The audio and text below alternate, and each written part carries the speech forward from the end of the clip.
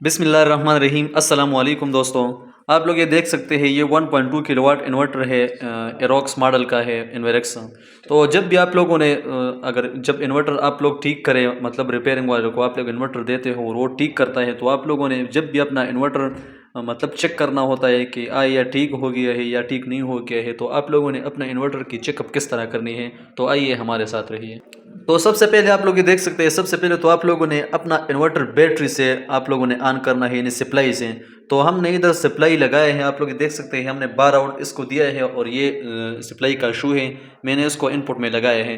तो ये इसकी जो है ये प्लस है और ये माइनस है, तो ये बैटरी की इनपुट है। अब मैं इन्वर्टर को स्टार्ट करता हूँ। आप लोगों ने सबसे पहले अपना इन्वर्टर बैटरी पर स्टार्ट करना है, ताकि आप लोगों को पता चल जाए कि आया मेरा इन्वर्टर ऑन होता है या ऑन नहीं होता है। तो ये मैं अभी ऑन कर देता हूँ, आप लोग अभी देखोगे ये ऑन हो जाएगा। ये ऑन हो गया, ये आप लोग ये देख सकते हैं ये बैटरी मोड पे लोड को चला गया। ये अभी इस वक्त 228 इनपुट हमें दे रही है। तो आप लोगों ने ये तो हो गया बैटरी। अब इसके बाद हम इसको आउट पे चेक करते हैं कि आउट पे आप लोगों ने किस तरह चेक करना है। तो आप लोग ये देख सकते हैं ये एक एल है और ये एक इन है। तो आप लोगों ने इसको इस तरह लगाना है। आप लोग ये देख सकते हैं हमने अभी इससे आउटपुट लिया, तो इस तरह आप लोगों ने चेकिंग करना है। इसके बाद अब हम लगाएंगे सोलर इसको। तो सोलर का कनेक्शन ये आप लोग देख सकते हैं, ये प्लस है और ये माइनस है।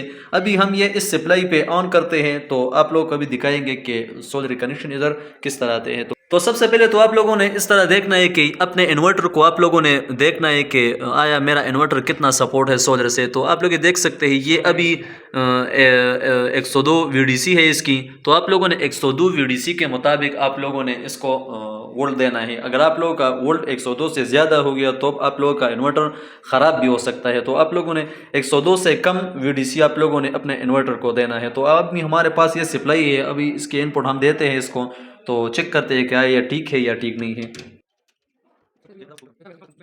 तो अभी हमने इसको सोलर से इनपुट दिया। अब आप लोग देखेंगे कि ये सोलर अब शो होगा।